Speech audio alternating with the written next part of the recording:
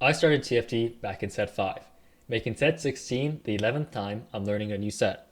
Whether you're a new player or a returning one, learning a new set can be quite challenging and overwhelming, especially in the case of set 16, where there's almost twice as many units you have to learn. As a content creator and a coach, I've had to learn the set very quickly as I want to create guides and be able to actually coach my students. Today, I want to share this method and go through the entire process with you guys so that I can help players who want to learn the game as quickly as possible to start climbing, or just to help players who might get dizzy. Now, for players who are watching in the future, know that even though I use set 16 examples now, this method can apply for any future set. The first rule is to simplify. I see a lot of players who use flashcards or other methods of memorization to try to memorize everything in detail. In my experience, this is neither efficient nor beneficial. Instead, I split my learning into two parts: knowledge and understanding. Knowledge is everything done outside the game. Its purpose is to help me not get overwhelmed during a game. The understanding part is done in the actual game, where there's unique game scenarios like augments in different shops, as well as actually watching units fight and how they perform. Depending on the type of player you are, you might spend more time in one than the other. I myself spend more time in the knowledge part, as my brain just works better when I'm not constantly reading tooltips and traits in the middle of the game as I plan my roll down or my cap outs. So it's all about learning your knowledge here so you can understand it easier in game. For example, for units, if you don't have a TFT brain or have played a lot of sets, I highly recommend just going over the first 3 tiers of the units and understanding what the role is. So modern TFT, it's a lot easier because their role is listed. For example, Anivi is a magic caster, meaning that she usually wants a mana item and an AP item. And she's a good item holder for your 4 cost or 5 cost AP casters. Beyond that, do not worry about what her origin trait does specifically. Like, I don't worry about what Freljord does, and don't worry about how she does her damage specifically. Just know that it's AP and she's a backliner. You don't have to worry about she fires an ice shield or she gets stronger from shield. That will come later, and that'll just be easier to understand while you're playing the game. Now let's move on to what I think is the best exercise to learn a new set efficiently. For me, that's always been board building. If done right, you learn a lot of important things about the set.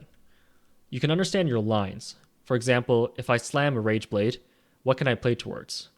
And in that same line, if I slam a conflicting item like an Archangel's, what can I play in terms of variations? For example, if I'm playing a Rage Blade item holder that happens to be AP, can I slam Archangels if I'm playing towards Yunara, who's an AD carry? Understanding the board, you can know that, hey, I can put this Archangels on Set, who is an AP carry, and leave the Rage Blade on Yunara. Number 2, you just have an overall better idea of the set's trait web, understanding what breakpoints are important and when you should play 7 of a trait or go down to the earliest 3 or 2 of a trait, breakpoint that is. And 3, recognizing powerful groups, which we call cores, that can be slotted in and out depending on what variation you're playing, what items you have, and what you need for that certain situation.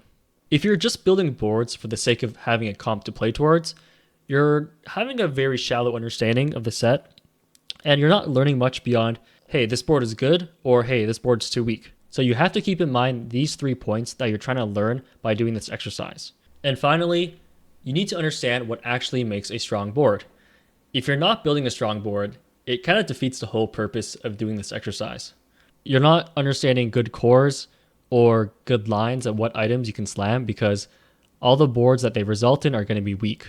At that point, I would just look at TFT Academy, Robin Song's Handbook, or other stat websites like MetaTFT to find your strongest boards. Because the issue with those sites, no matter how great they are, is that a lot of players who will look at them and see the strongest boards will skip the process of learning why these comps are good in the first place. They understand that the board is strong because it was posted, but they don't understand what makes it strong.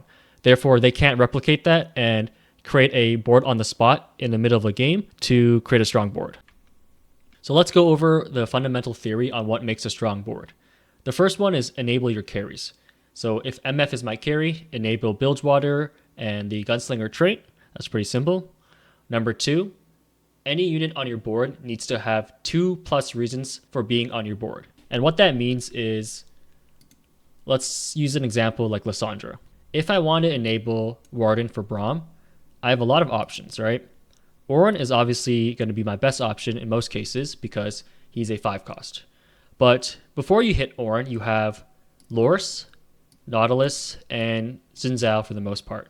All of them have around 2 reasons to be on your board. 1, they're a frontline, and 2, they are a Warden.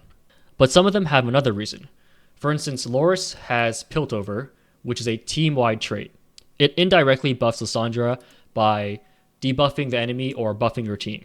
Jin Zhao, on the other hand, only has Demacia and Ionia, which are both selfish traits.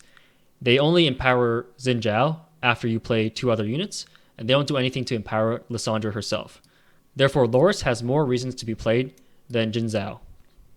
I would only play him if I did not hit Loris or like Nautilus, because Nautilus has Warden as well, or Juggernaut he can fit in as well. And then Orin would have even more reasons to be played. By nature of being a 5 cost, he has higher stats, and he can farm you artifacts with Blacksmith. So he's a Warden, he's a frontline, he's a 5 cost, and he has Blacksmith. Now, this is a rule of thumb. Sometimes you'll have to play a unit because of only 1 or 2 reasons, solely because you have no other option. But as a good start, this is what you want to think about on your board. This goes beyond traits as well. So some units have like CC. Nautilus has a good CC. I think Loris has one too. Units like Swain are big. And also some units shred or anti-heal. So those would be like multiple other reasons for you to play on a board. The third rule is to look out for selfish/team traits. This was mentioned with the Jin Zhao example. If it's a team-wide, you want to put it on your board. If it's selfish and not affecting your main carry, then you don't really want it on your board. Rule 4, just a general reminder that a good comp is simply good frontline and good backline. Traits are often there just to enable units and make your comp more optimized. Number 5, make sure your comp makes sense. A lot of times, players will build boards that make sense in a vacuum. For example, this board has all its traits enabled, your carries have their traits enabled, and every unit is here for more than one reason, often to like fill in 2 traits.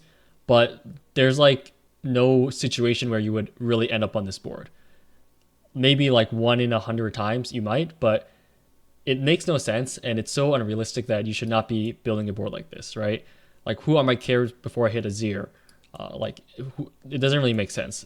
My unit has no cohesion, and I can't really describe why it doesn't make sense, but mostly it's like you will never be in the spot because there are 1,000 other more likely cores and spots that you will find before this one. You'll never really be holding these assortments of units on your bench and 2-star them for you to ever end up in this spot. And finally, number 6, be aware of the actual cost of the gold and items it'll take to enable your board. Gold is pretty simple. You can't have too many 4 costs or 5 costs on your board that aren't doing much, and you also need items to empower them. Oftentimes, filling in a trait with a lower cost unit will be more impactful than having a no item 4 cost. A great example of this is this board. This is a classic 4 Slayer setup.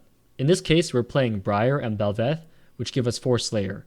Now the jump from 2 to 4 Slayer is very small. It's about 10 AD and only 6% Omnivamp.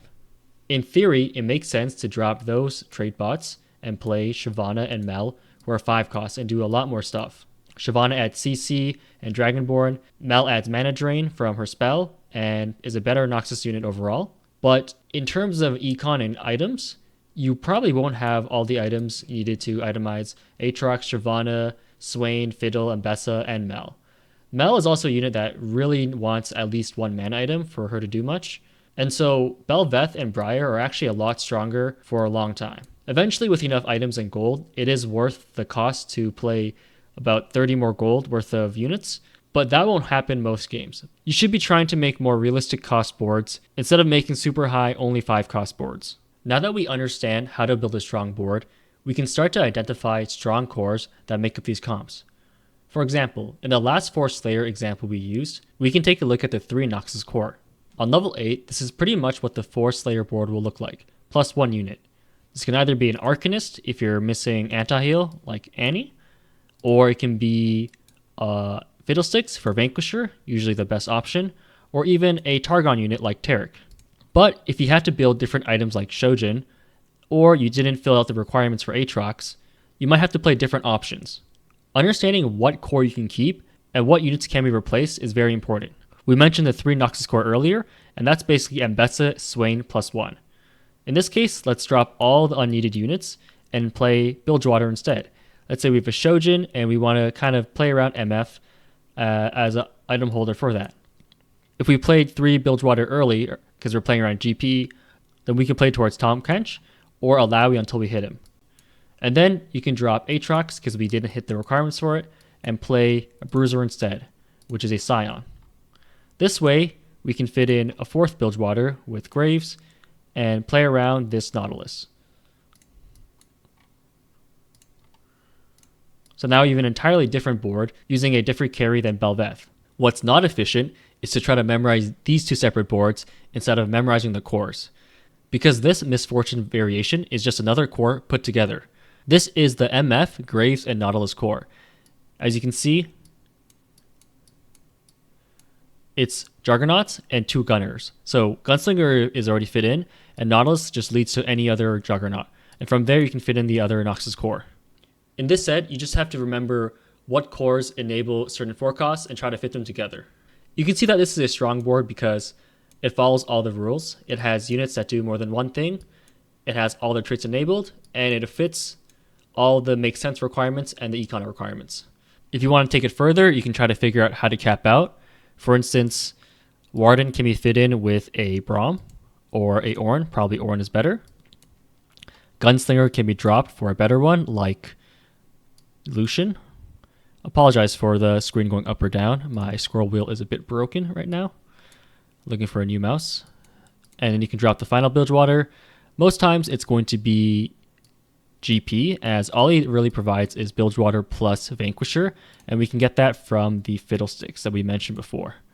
So this will be a nice cap out, which is looking much stronger than what it was on level 8. So my advice would be to do a couple of these. Try to do 1 for every 4-cost carry, however long it takes you to get comfortable. I like to do 2 or 3 4-cost carries before I hop into a game. If I happen to play a 4-cost line that I don't really know, then I'll hop back in the lab again, try to figure out what I learned from that game. It depends on how you learn. Some players like to do the opposite, just spam games, figure out what they should have done after. It's really up to you, but I think understanding cores is the foundation to learning any set.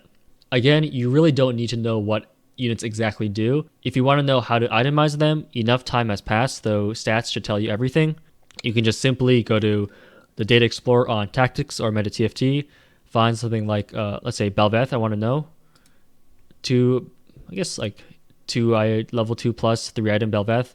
Look at builds, place change, do items only, normal items only, and then you can see that, oh, she's Kraken's Rageblade is her best in slot. That's pretty much all I have to say. If you liked hearing me talk about different cores and lines, consider subscribing. I will definitely be making more uploads this set as it's very exciting and very flexible. Overall, I hope this process helps you, and I'll see you in the next one.